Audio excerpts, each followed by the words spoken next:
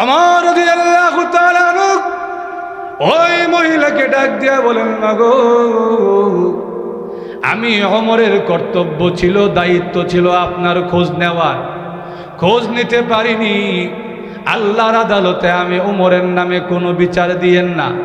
ওই মহিলা ডাক দিয়া বলেন, ওমর, আল্লাহর আদালতে তোমার নামে কোনো বিচার দিব না, এবার আমাকে ছেড়ে দাও, আমি চলে যাই। ওমর রাদিয়াল্লাহু তাআলা ডাক দিয়া বলেন, না, আমার একটু দাঁড়ান। বলে কি? আমি একটা চামড়া নিয়ে আসি। ওই যুগে তো কাগজ ছিল না, চামড়ার মধ্যে লেখা হতো। মাগো, ও মা, এই চামড়ার মধ্যে লিখে দেন, কিয়ামতের দিন ওমর ইবনে খাত্তাবের বিরুদ্ধে কোনো বিচার দিবেন না, কোনো বিচার দিবেন না গো মা। ওই মহিলা চামড়ার মধ্যে লিখে দিলেন, কিয়ামতের কঠিন ময়দানে ওমর ইবনে খাত্তাবের বিরুদ্ধে কোনো অভিযোগ নাই। এবার মহিলা চলে গেল। ওমর ইবনে খাত্তাব রাদিয়াল্লাহু আনহু আলী রাদিয়াল্লাহু আনহুকে ডাক দেয়া বলেন, আলী রে, যেদিন আমি ওমর পৃথিবী থেকে বিদায় হয়ে যাব, আমি ওমরের কাফনের কাপড়ের ভিতরে এই কাগজটা দিয়ে দিবি, যেন কিয়ামতের কঠিন ময়দানে আমি ওমরকে আসামির কাঠগড়ায় দাঁড়াইতে না হয়। চিন্তা করে দেখেন, একটা বৃদ্ধা মহিলার খোঁজ নিতে পারে নাই। নিয়ম হলো, হাদিসে আসছে, যেই লোক দায়িত্ব নিবে তার কর্তব্য হলো মানুষের ঘরে ঘরে গিয়া খোঁজ নিবে, মানুষ তার অফিসে আইসা খোঁজ দেওয়া যাবে এমন একটাও হাদিস নাই। আমার কথা বুঝাইতে পারছি তো? ওমর রাদিয়াল্লাহু তাআলা এত ভয় পেয়ে গেলেন কেন? তার ভিতরে কোরআনের বাণী, কোরআনের আয়াত, কোরআনের শিক্ষা আছে। কিয়ামতের কঠিন ময়দানে আল্লাহর আদালতে জবাব দিতে হবে। এই মহিলার দায়িত্ব নিয়েছি, যদি মহিলার হক আদায় করতে না পারি, কিয়ামতের দিন আল্লাহর আদালতে জবাব দিতে হবে। কোনো শাসক, কোনো জনপ্রতিনিধির মনে যদি কোরআনের শিক্ষা চলে আসে, কোরআনের শিক্ষা যদি তার অন্তরে থাকে, আল্লাহর কসম, একটা সমাজের মানুষও আর অশান্তিতে থাকবে না। আর একটু জোরে বলেন। শুধু জনগণ না, শুধু শাসক না, জনগণের মাঝেও কোরআনের শিক্ষা, কোরআনের বাণী পৌঁছায়া দেওয়া দরকার। জোরে বলেন ঠিক কিনা? ওমর রাদিয়াল্লাহু তাআলা আনহুর যুগে তিনি একদিন মরুভূমিতে গেছেন। যাওয়ার পরে দেখে একটা রাখাল এক পাল ছাগল নিয়ে আসতেছে। ওমর রাদিয়াল্লাহু তাআলা আনহু বললেন, আজকে এই রাখালটার ঈমানটা পরীক্ষা করে আল্লাহ, রাখালটার ঈমানটা কতটুকু পরীক্ষা করে আল্লাহ। কেমনে? রাখালটা যখন কাছে আসছে, ওমর রাদিয়াল্লাহু তাআলা আনহু বলেন, এই রাখাল, তুই আমারে চিনছো? না, চিনলাম না। ওই চিনছত না, ভালো হয়েছে, চিনলে তোর ঈমানটা পরীক্ষা করতে পারতাম না। জোরে বলেন ঠিক কিনা? কেমনে ঈমান পরীক্ষা? তুই এক কাজ কর, তোর কাছে তো এক পাল ছাগল আছে, তোর পাল থেকে একটা ছাগল আমার কাছে বিক্রি করে দে। বিক্রি যে করে দিবি, তুইও বিনা পুঁজিতে ব্যবসা করলি, আর আমিও মরুভূমির মাঝখানে ক্ষুধা লাগছে, ক্ষুধা নিবারণ করতাম, দুধ পামু কই, মাংস পামু কই, গুস্ত পামু কই, তোর ছাগলের দুধ দোহায়া আমি দুধ পান করে আমার ক্ষুধা নিবারণ করবো। তবে বেশি দাম দিতাম না, কারণ চুরির জিনিস বেশি দামে কিনে না। জোরে বলেন ঠিক কিনা? ছোটবেলায় দেখবেন আমাদের সমাজে এমন অনেকে আছে, দান বাঙ্গানির সময় এক কুর্সি দান নিয়ে দোকানে দিয়া কয়, ভাই, এই দান বাঙ্গায় আছে চকলেট মজা, এই মজা আমার দিলেন। এখন দেখা যায় দান দিয়েছেন 100 টাকারে, মজা আপনার দেয় 20 টাকা। কিও ভাই, দান দিলাম তোমার 100 টাকা, মজা দিলা 20 টাকা। বেশি কইলে তোর বাপের কাছে কয়ে দিল। এবার কই তাক বাপের কাছে কম লাগতো না, যা দিছুন দিলেন, আর বেশি মাত মারতে লাভ নেই। জোরে বলেন ঠিক কিনা? তো চুরির জিনিস বেশি দামে মানুষ কিনে না। তুই যেহেতু এটা আমার কাছে বিক্রি করতেছ, মালিকের না জানাইয়া তোরে বেশি দাম দিতাম না, তবে তুই বিনা পুঁজিতে ব্যবসা করবি, আর আমারও কিছু ফায়দা হইব, হিসাব করে দেখ প্রস্তাবটা কেমন দিলাম। ওই রাখালে মাথার থেকে নিয়ে পা পর্যন্ত তাকায়া কয়, লম্বা তো কম হইছেন না, আকল বুঝি এখনো হইছে না। কারণ আরবিতে একটা প্রবাদ আছে, কুল্লু তবিলিন আহমাকু ইল্লা উমর, যত লম্বা অত গাদা, উমর সারা। কারণ ওমর রাদিয়াল্লাহু তাআলা লম্বা ছিলেন ঠিকই, কিন্তু তিনি নির্বোধ ছিলেন না। জোরে বলেন ঠিক কিনা? আমাদের সমাজে দেখবেন যত লম্বা বেশি রাখুল।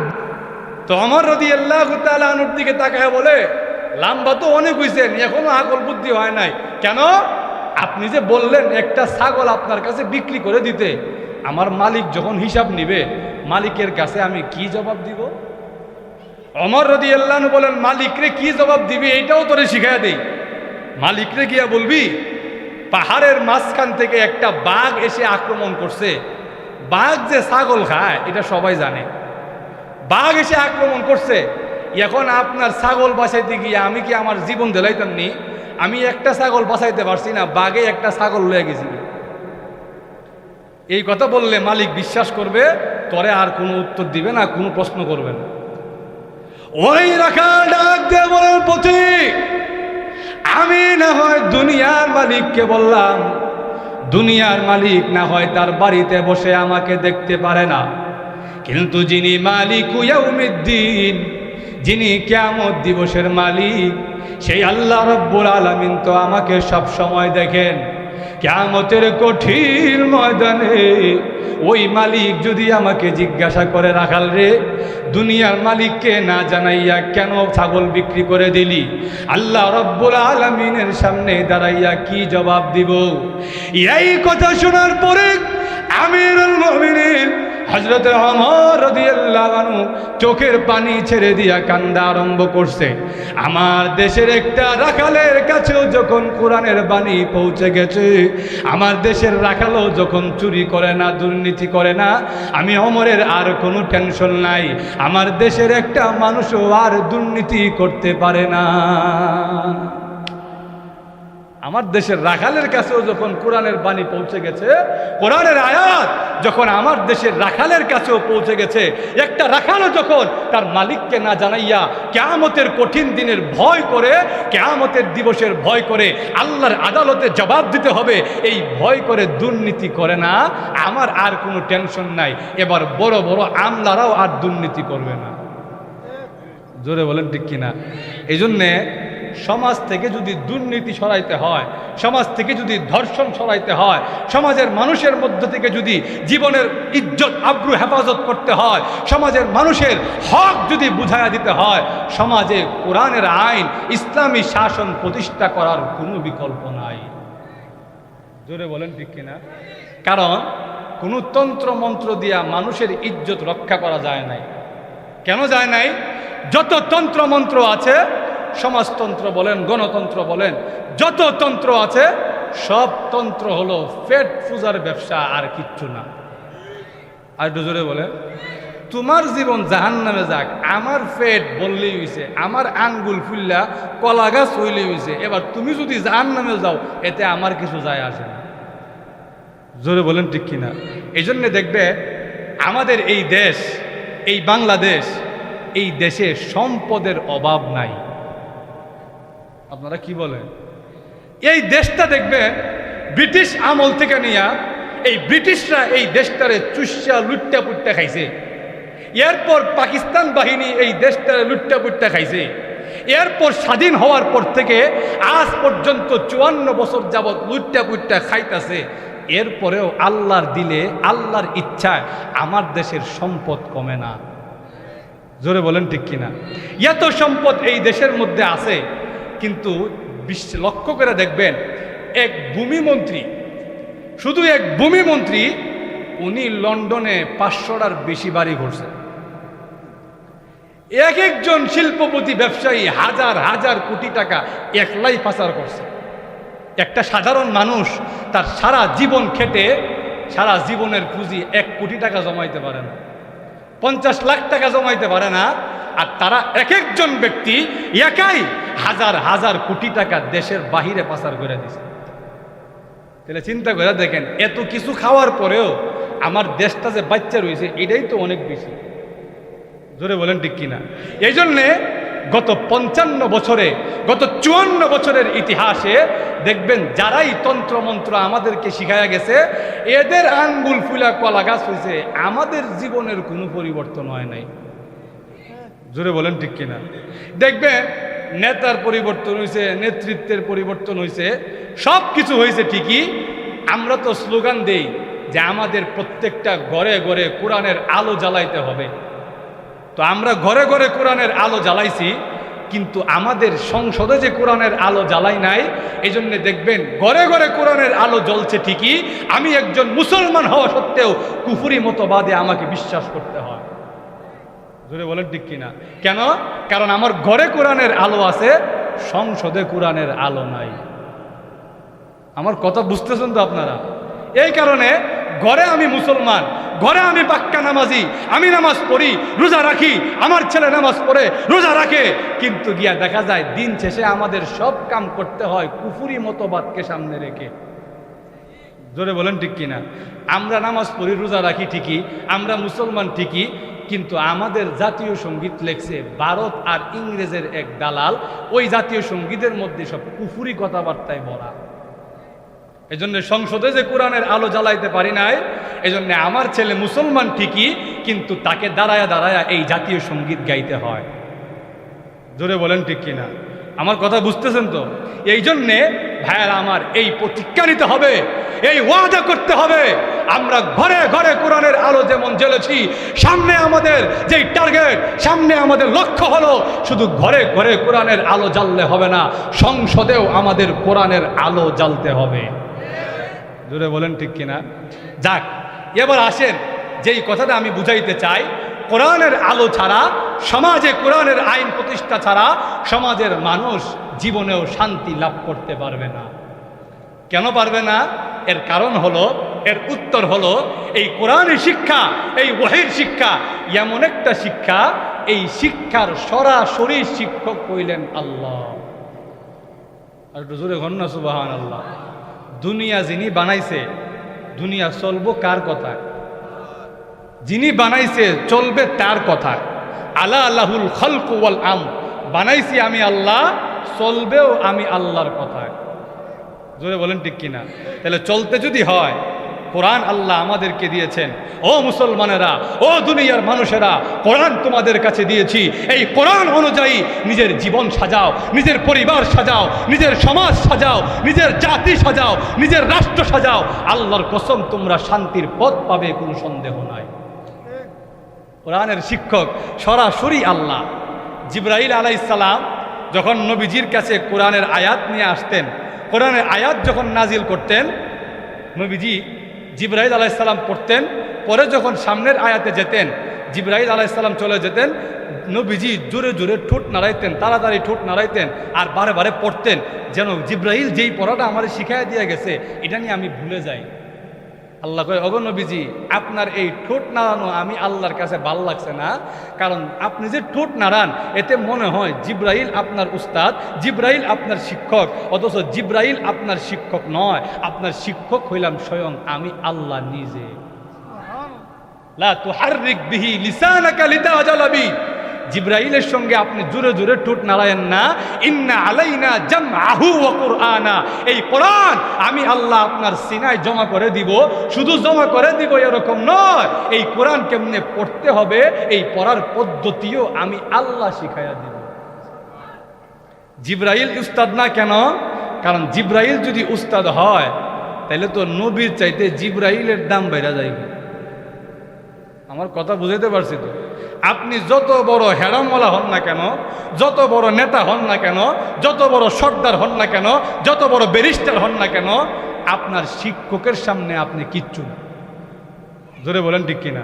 এখন নবী, আমি জানি নবী বিশ্ব নবী, নবী রাহমাতুল্লিল আলামিন, এখন যদি নবীর শিক্ষক জিবরাইল হয়ে যায় তাহলে তো নবীর চাইতে জিবরাইলের দাম বেড়ে যায়। জোরে বলেন ঠিক কিনা?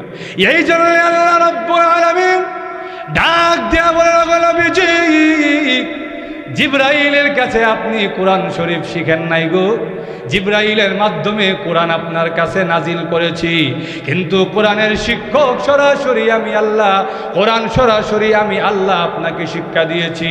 জিবরাইলের সঙ্গে আপনার ঠোঁট নাড়ানোর দরকার নাই, এই কোরআন আমি আল্লাহ আপনার সিনার মধ্যে জমা করে দিব, এমনভাবে কোরআন জমা করে দিব গো, আপনি জিন্দগিতে কোনো দিনও কোরআনের আয়াত ভুলবেন না। ওহির ইলিম, কোরআনের ইলিম, এটার দাম এত বেশি কেন? এটা ছাড়া আমাদের সমাজে শান্তি প্রতিষ্ঠা হবে না কেন? এর কারণ হলো এই ওহির ইলিমের প্রধান এবং প্রথম শিক্ষক হলেন আল্লাহ। জোরে বলেন ঠিক কিনা? এই জন্যে মানুষের জ্ঞান যেখানে গিয়া শেষ, ওহির ইলিম সেখান থেকে আরম্ভ হয়। ইয়া আল্লাহ, ঘুমায় গেছেন আপনারা? মানুষের জ্ঞান যেখানে গিয়া শেষ, ওহির ইলিম সেখান থেকে আরম্ভ হয়। এই জন্য আমাদের সমাজে অনেক মানুষ টিটকারি করে প্রশ্ন করে। কি প্রশ্ন? এরা কয় মোল্লাদেরকে যে আপনারা এত দাম দেন, মোল্লারা তো প্লেন বানাইতে পারে না, মোল্লারা তো রকেট বানাইতে পারে না, মোল্লারা তো হেলিকপ্টার বানাইতে পারে না, কম্পিউটার বানাইতে পারে না। এই কথা যেই লোকে কয়, এই প্রশ্ন যেই লোকে করে, এর চাইতে বড় বেয়াক্কল আর কেউ হইতে পারে না। জোরে বলেন ঠিক কিনা? কেন? এর উত্তর হলো প্লেন বানানো, রকেট বানানো, কম্পিউটার বানানো, বিজ্ঞান দিয়ে কোনো কিছু আবিষ্কার করা, এটা হচ্ছে আকলের কাজ, বুদ্ধির কাজ। আকলের কাজ এটা ওলামায়ে কেরামের দায়িত্ব নয়। আকলের কাজ এটা নবীদের দায়িত্ব নয়। নবীদের দায়িত্ব হলো, ওলামায়ে কেরামের দায়িত্ব হলো আকলের কাজ যেখানে গিয়া শেষ হয়ে যায়, সেখান থেকে নবী এবং নবীর ওয়ারেস ওলামায়ে কেরামের দায়িত্ব শুরু। জোরে বলেন ঠিক কিনা? কি দায়িত্ব? সেই দায়িত্ব হলো মানুষকে অন্ধকার থেকে আলোর পথ কেমনে দেখাবে, অশান্তি থেকে শান্তির দিকে কেমনে নিয়ে যাবে, এটা আকলে পারে না। এটা ঐশী জ্ঞান দরকার, ওহির ইলিম দরকার। ওহির ইলিম ছাড়া মানুষকে শান্তির পথে নেওয়া যাবে না। জোরে বলেন ঠিক কিনা? লক্ষ্য করে দেখেন, নবীজির যুগেও মক্কার কাফের মুশরিকরা নবীজিরে আটকানোর অনেক চেষ্টা করছে, নবীজিরে আটকানোর অনেক চেষ্টা করছে। শেষমেশ যখন পারে নাই, তখন এরা গেছে মদিনার ইহুদি আলেমদের কাছে। ওই মদিনার ইহুদি আলেমরা নবীরে মানে না, নবীজিকে মানে না, শেষ নবী মানে না। মদিনার ইহুদি আলেমদের কাছে গিয়া বলে, আপনারা তো কিতাবাদি পড়েন, আপনারা কাছে তো অনেক ইলিম আছে, আপনারা কিতাব থেকে আমাদের কিছু প্রশ্ন শিখাইয়া দেন, যেই প্রশ্নগুলা করে মুহাম্মদরে আমরা আটকাইয়া দিব। আমাদের সমাজে দেখবেন কিছু আছে না ফয়রা শয়তান, আর কিছু হয় ফয়রা শয়তান। জোরে বলেন ঠিক কিনা? পড়তে পড়তে মাথার চান্দি খালি ঘুরে লাইছে, এত পড়ার পরে সে আবিষ্কার করছে আল্লাহ বলতে কিচ্ছু নাই।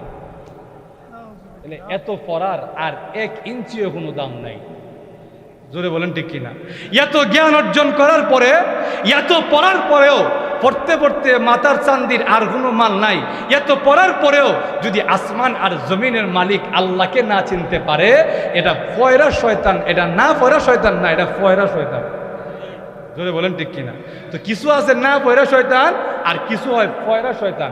যেটি ফয়রা শয়তান হয়, এটি বেশি শয়তান। জোরে বলেন ঠিক কিনা? তো এদের কাছে গিয়া বলতেছে, আপনারা তো কিতাবাদি পড়েন, তো আমাদেরকে কিতাব থেকে কিছু প্রশ্ন শিখাইয়া দেন যেন আমরা মুহাম্মদরে আটকাইতে পারি। তো মদিনার ইহুদি আলেমরা বলে, মুহাম্মদরে একটা বিজ্ঞানের প্রশ্ন করবা। কি প্রশ্ন? মুহাম্মদরে গিয়া বলবা রূহ কাকে বলে। রূহ চিনেন তো আপনারা? আমাদের ভিতরে একটা রূহ আছে, একটা প্রাণ আছে। আমি যেটা গ্রাম মানুষকে জিজ্ঞেস করি, আপনারা রূহ দেখছেন তো? প্রাণ দেখছেন তো? প্রাণ আপনার ভিতরে আছে জানেন, আপনার আব্বার ভিতরে ছিল জানেন, আপনার চাচার ভিতরে ছিল জানেন, আপনার আম্মার ভিতরে ছিল জানেন। ইন্তেকালের পরে প্রাণ দেখছেন তো? রূহ দেখছেন তো? তাহলে এখন মুহাম্মদরে গিয়া বলবা রূহ কাকে বলে। মুহাম্মদ তো দুনিয়ার কারো কাছে লেখাপড়া করছে না, মুহাম্মদ তো দুনিয়া বিজ্ঞান অর্জন করছে না, মুহাম্মদ এগুলার উত্তর দিতে পারবে না। যখন উত্তর দিতে পারবে না, মুহাম্মদ আটকায় যাবে, তখনই মুহাম্মদরে চেষ্টা ধরবে। এবার এই প্রশ্ন নিয়ে এই মক্কার কাফেররা নবীজির কাছে আসছে। এদের মনের মধ্যে বড় উল্লাস যে এই প্রশ্নের জবাব মুহাম্মদ দিতে পারবে। আর একটু জোরে বলে। কিন্তু এই গর্দবগুলা জানে না, মুহাম্মদ দুনিয়াবি কারো কাছে লেখাপড়া না করলেও মুহাম্মদের শিক্ষক সরাসরি আল্লাহ। জোরে বলেন ঠিক কিনা? যাক, নবীজির কাছে যখন আসছে, আয়সা বলে, মুহাম্মদ তোমার কাছে প্রশ্ন নিয়ে আসছি, প্রশ্নের উত্তর দিতে না পারলে আমাদের এলাকা থেকে গেট আউট। আমাদের এলাকায় তুমি আর কোনো কাজ করতে পারবে না। কি প্রশ্ন? 1 নম্বর প্রশ্ন, বলো দেখি পারলে রূহ কাকে বলে। রূহ কাকে বলে এটা যদি উত্তর দিতে পারো তাহলে বুঝবো তুমি আল্লাহর পয়গম্বর, আর নাইলে বুঝবো না তুমি এমনি এমনি আব্দুল্লাহর বেটা মুহাম্মদ এমনি এমনি নিজের নবী দাবি করে বুঝবে। নবীজি বলেন, আমার কোনো জ্ঞান নাই, আমাকে আল্লাহ শিখাইয়া দিবে, এরপর আমি জেনে তোমাদের উত্তর দিয়ে দিব। নবীজি বিশ্বনবী রাহমাতুল্লিল আলামিনকে আল্লাহ বলেন, অগনবীজি এরা মনে করছে আপনি এই প্রশ্নের উত্তর দিতে পারবেন না। ইউসুফ আলাইহিস সালামকে যেভাবে আমি বাঁচাইছিলাম, ইউসুফ আলাইহিস সালামকে যেভাবে আমি ওহির ইলম দিয়ে বিপদ থেকে উদ্ধার করেছিলাম, ইউসুফ আলাইহিস সালামকে বাচ্চা রাইয়ানের সামনে হাজির করা হলো। বাচ্চা রাইয়ান এত শিক্ষিত ছিলেন, বাচ্চা রাইয়ান একাধারে 70টা ভাষায় কথা বলতে পারতেন। বাচ্চা রাইয়ান ইউসুফ আলাইহিস সালামের সামনে দাঁড়াইয়া 70টা ভাষায় প্রশ্ন করা আরম্ভ করছে। যেই ভাষায় বাচ্চা রাইয়ান প্রশ্ন করে, ইউসুফ আলাইহিস সালাম সেই ভাষায় জবাব দেয়। বাচ্চা রাইয়ানের এবার 70 নাম্বার ভাষা শেষ। এবার বাচ্চা রাইয়ান চুপ হয়ে গেছে, টাঙ্কিত পানি নাই আর। ইউসুফ আলাইহিস সালাম 71 নাম্বার ভাষা আরম্ভ করছে। বাচ্চা রাইয়ান কয়, ও ইউসুফ, 71 নাম্বার ভাষা যে আরম্ভ করলা, এই ভাষা তো তোমার বাপের ভাষা না, এই ভাষা তোমার দাদার ভাষা না, এই ভাষা কোত্থেকে শিখে আসলা? ইউসুফ আলাইহিস সালাম ডাক দিয়া বলেন, রে বাচ্চা রাইয়ান, 70টা ভাষা তুমি দুনিয়াবি ইলম অর্জন করেছো। দুনিয়াবি ইলম অর্জন করে তুমি মনে করেছো আমি ইউসুফকে, তুমি পয়গম্বরকে হারায়া দিবা। 70টা ভাষা তোমার শেষ হয়ে গেছে, তোমার দুনিয়াবি ইলম যেখানে গিয়া শেষ হয়ে গেছে, আমার আল্লাহর ওহীর ইলম সেখান থেকে আরম্ভ হয়েছে। তোমার ইলম শেষ, এখন আমার ইলম, ওহীর ইলম এখান থেকে আরম্ভ হয়েছে। আল্লাহ বলেন, ওগো নবীজি, ইউসুফ আলাইহিস সালামরে যেমনে বাঁচাইছিলাম, আপনারেও আমি আল্লাহ সেভাবেই বাঁচাবো। এরা মনে করছে আপনি উত্তর দিতে পারবেন না, আমি আল্লাহ আপনার কাছে ওহী নাজিল করে দিলাম, আপনি বলে দেন কুলির রূহ মিন আমরি রাব্বি। এই রূহ দেখা যায় না, ছোঁয়া যায় না, ধরা যায় না। এই রূহ হলো আমি আল্লাহর একটা নির্দেশ মাত্র। আমি আল্লাহর নির্দেশ আছে, শরীরের মধ্যে রূহ আছে। আমি আল্লাহর নির্দেশ নাই, শরীরের মধ্যে রূহ নাই। জোরে বলেন ঠিক কিনা? তখন মক্কার কাফের মুশরিকরা কয়, কিরে মুহাম্মদ, আব্দুল্লাহর ছেলে মুহাম্মদ তো উত্তর দিলাইছে, আমরা তো ভাবছিলাম উত্তর দিতে পারবে না, মুহাম্মদ তো উত্তর দিলাইছে। এবার দ্বিতীয় প্রশ্ন নিয়ে গেছে, দ্বিতীয় একটা প্রশ্ন আছে, এই প্রশ্নের উত্তর দিতে হবে। দ্বিতীয় প্রশ্ন কি? 2 নম্বর প্রশ্ন হলো, এমন রাজা বাচ্চা সম্পর্কে বলেন তো দেখি পারলে, যেই বাচ্চা সারা দুনিয়া চক্কর দিছে। আল্লাহ কয়, ওগো নবীজি, এরা মনে করছে আপনি এই প্রশ্নের উত্তর দিতে পারবেন না, আমি আল্লাহ আপনাকে এই প্রশ্নের উত্তর দিয়া দেই। এরা আপনাকে বাচ্চা যুলকারনাইন সম্পর্কে জিজ্ঞেস করে, আপনি বলে দেন এই বাচ্চা আর কেউ না, এই বাচ্চার নাম হলো বাচ্চা যুলকারনাইন। একটু জোরে হন না সুবহানাল্লাহ। ভাইরা আমার, যেই বিষয়টা আমি আপনাদেরকে বুঝাইতে চাই, সেই বিষয়টা হলো এই কোরআনের ইলম, ওহীর ইলম, কোরআনের আয়াত, কোরআনের বাণী, কোরআনের শিক্ষা সমাজে যদি আমরা প্রতিষ্ঠিত না করতে পারি, প্রত্যেকটা ঘরে ঘরে যদি কোরআনের আয়াত, কোরআনের বাণী, কোরআনের শিক্ষা যদি প্রতিষ্ঠিত না করতে পারি, পৌঁছাইতে না পারি, এই সমাজ কোনোদিনও শান্তির সমাজ হইতে পারবে না। আর একটু জোরে বলেন।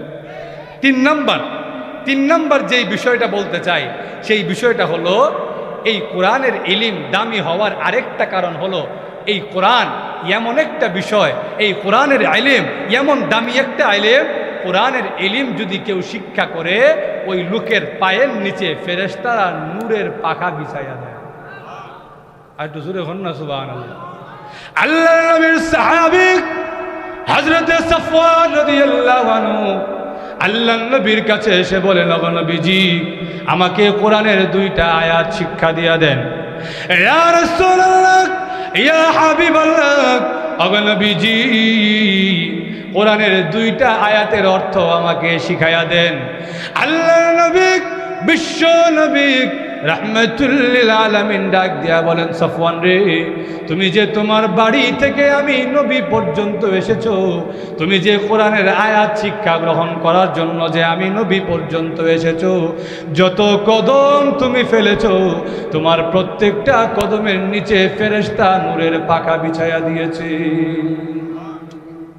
শুধু তাই নয়, কোরআনের ইলম যেই লোকটা নিজের ভিতরে ধারণ করবে, কোরআনের শিক্ষা যেই লোকটা নিজের অন্তরে ধারণ করবে ওই লোকটার এত সম্মান আর এত মর্যাদা হয়ে যাবে, কিয়ামতের দিন আল্লাহ রাব্বুল আলামিন ওই লোকটাকে সরাসরি কোনো প্রশ্ন করবেন না, সরাসরি কোনো প্রশ্ন করবেন না। আল্লাহ রাব্বুল আলামিন কোরআনের আলেমকে একটা পর্দার ভিতরে এনে প্রশ্ন করবেন, আর ওই পর্দার ভিতরে নিয়ে বান্দাকে ডাক দিয়া বলবেন, বান্দারে দুনিয়ার জীবনে তুমি কোরআন তোমার অন্তরে ধারণ করেছো, আমি আল্লাহ কোরআনে যেভাবে তোমাকে চলতে বলেছি সেভাবে তুমি নিজের জীবন পরিচালনা করেছো। কোরআনের ইলম যখন তোমার অন্তরের ভিতরে আছে, আমি আল্লাহ সবার সামনে তোমাকে লজ্জিত করব না, তোমাকে জিজ্ঞাসাও করব না। কোরআনের ইলম যেহেতু তোমার ভিতরে আছে, আমি আল্লাহ তোমার কোরআনের ওসিলায় জিন্দেগির গুনাহ মাফ করে দিলাম। কোরআনের ইলম তোমার অন্তরে থাকার কারণে আমি তোমার জিজ্ঞাসাও করব না, কারণ জিজ্ঞাসা করলে তোমার গুনাহ বের হয়ে আসবে। জিজ্ঞাসাও করব না, কোরআনের ইলম তোমার অন্তরের ভিতরে থাকার কারণে আমি আল্লাহ তোমার জিন্দেগির গুনাহ মাফ করে দিলাম। ইমাম শাফি রহমতুল্লাহ আলাইহি নাম শুনছেন তো আপনারা? ইমাম শাফি রহমতুল্লাহ আলাইহি ওনার ইন্তেকালের পরে ওনার এক শাগরেদ ওনাকে স্বপ্ন দেখছেন। স্বপ্ন দেখার পরে জিজ্ঞেস করতেছে, হুজুর আপনি যে কবরের জগতে চলে গেলেন, আল্লাহ আপনার সঙ্গে কেমন আচরণ করলো? আল্লাহ আপনার সঙ্গে কেমন আচরণ করলো? হুজুর বলেন, আমাকে যখন কবরে রাখা হলো এমনি তাকায় দেখি একটা কে যেন আমাকে ডেকে ডেকে বলতেছে, রে মুহাম্মদ তোমাকে আমি আল্লাহ কোরআনের ইলম শিক্ষা দিছি এই জন্যে না যে তোমাকে আমি কবরের জগতে আসলে কবরের শাস্তি দিব। তোমাকে যখন ইলম শিক্ষা দিয়েছি, তোমার অন্তরে যখন কোরআনের ইলম দিয়া দিলাম, এই জন্যে তোমাকে আমি আল্লাহর কোরআনের ইলমের কারণে তোমাকে শাস্তি দিব না, তোমার জিন্দেগির গুনাহ মাফ করে দিলাম। এই জন্যে ভাইরা আমার, আল্লাহ রাব্বুল আলামিন জায়গায় জায়গায় কোরআন শরীফের জায়গায় জায়গায় আমাদেরকে ডেকে ডেকে বলেছেন, ও ঈমানদারেরা তুমি নিজে এবং তোমার পরিবারকে জাহান্নামের আগুন থেকে বাঁচাও। জাহান্নামের আগুন থেকে যদি বাঁচাইতে হয়, পরিবারকে যদি জাহান্নামের আগুন থেকে বাঁচাইতে হয়, কোরআনের শিক্ষার কোনো বিকল্প, আরো জোরে বলেন, কোরআনের শিক্ষার কোনো বিকল্প নাই। আমি নিজে কোরআন শিখব, আমার সন্তানকে শিখাবো, কোরআন অনুযায়ী আমি নিজে আমল করব, আমার সন্তানকে আমল করতে বলবো। যদি এভাবে আমরা একটা কোরআনময় পরিবার করতে পারি, কোরআনময় সমাজ করতে পারি, কোরআনময় রাষ্ট্র করতে পারি, আল্লাহর কসম আমাদের সমাজে, আমাদের রাষ্ট্রে, জাতীয় জীবনে, আন্তর্জাতিক জীবনে শান্তি প্রতিষ্ঠা হবে, কোনো সন্দেহ নাই। জোরে বলেন ঠিক কিনা? রাজি আছেন তো আপনারা ইনশাল্লাহ? কে কে রাজি আছেন একটু হাত তুলে দেখান। আল্লাহ রাব্বুল আলামিন আমাদের সবাইকে কবুল করুক, তার কোরআনের জন্য কবুল করুক, কোরআনের বাণী অন্তরে ধারণ করে কোরআন অনুযায়ী জীবন পরিচালনা করার তৌফিক দান করুক। আজানের সময় হয়ে গেছে, আজানের সময় হয়ে গেছে, এখনই আজান হবে, এখানে জামাত হবে, জামাতের